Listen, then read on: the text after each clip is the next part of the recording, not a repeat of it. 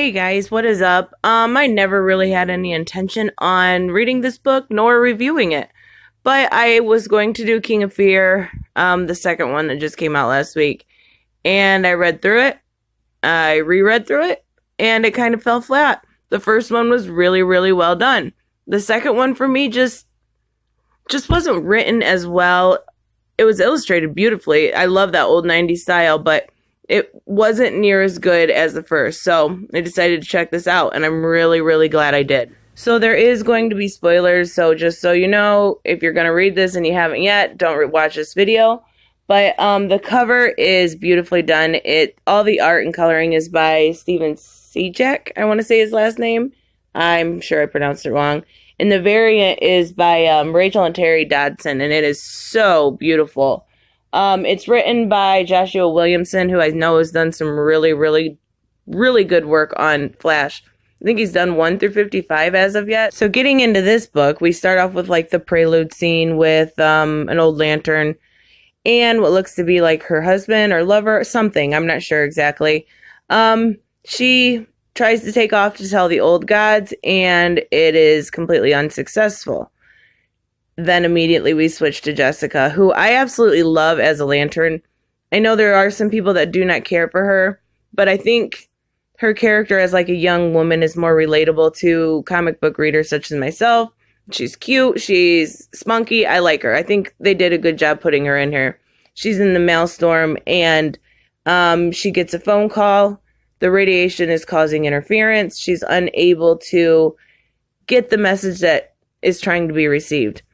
And then she sees Brainiac's skull ship and has no idea who's inside, immediately takes off. So at this point inside the ship, Cyborg is hooked up to the mother box.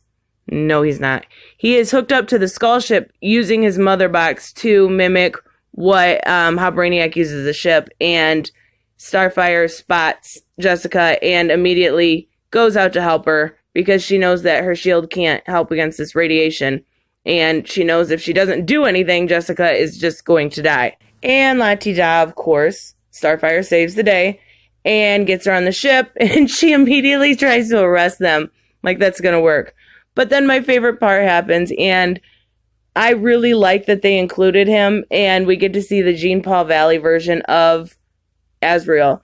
And this is my favorite version of Azrael, and I like that they're using him. He's listening to the voices in his head, but at the same time he's also relaying a different message to Cyborg and Starfire. You know, he's saying the voices in his head are telling him to do something, and he's like, oh yeah, I'm fine. You know, I really like how they did that interaction. I think it's really well done, and I like how they kind of included these off the wall characters like him and like Jessica. I think that's what attracted me to this comic so much. So then there's immediately an attack from this monster. It almost reminded me kind of the Ghost Leviathan from Subnautica.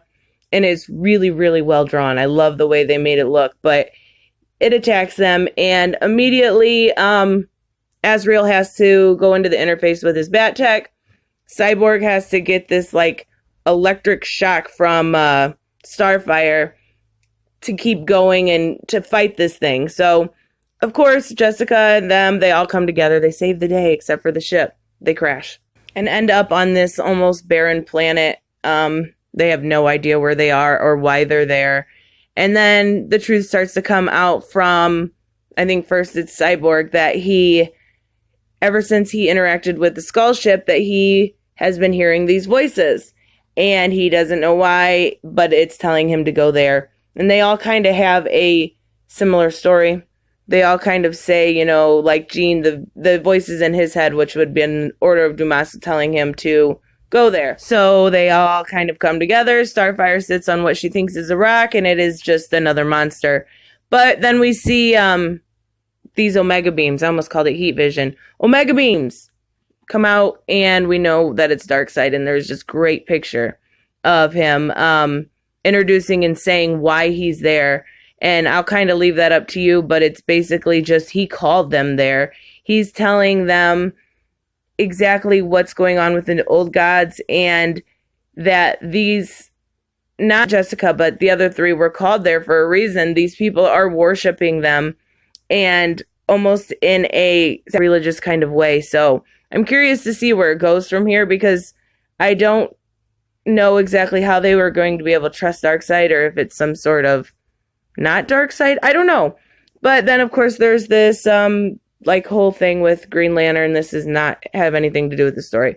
Last couple books I bought, there's been a preview and a really good thing about the Teen Titans. So this was really good. Like, this was over the top good for me when it comes to like interstellar things, because I'm more grounded. I don't care for those stories near as much, but I like Jean Paul Valley. I like Starfire. I'm not a real big fan of Cyborg. He's honestly one of my least favorite in the Justice League. But as far as Lantern goes, Jessica is great. I like seeing the good male-female ratio. I think they did a really good job with this.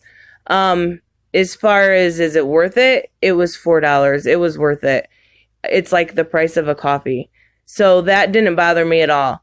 But the one thing I do have to complain a little bit about this is I would like to have seen a little bit more interaction with Jessica, like actually trying to do her job, because I feel like she rolled over really easy. Like, oh, I'm done. I'm not going to try to, arrest you anymore, which is my job. But because I know you, I don't know. That's just my opinion. Other than that, I really don't have any complaints. Everything about this was really well done, and I'm going to continue with the series, which I usually don't do. Like I said, like the Interstellar or the Dark series. I don't. It's not my favorite thing, but I really, really like this one, and I might have to try some of the other ones. I did pick up Damned just because of the Batwing. I mean, honestly, come on now. Why else would anyone pick it up?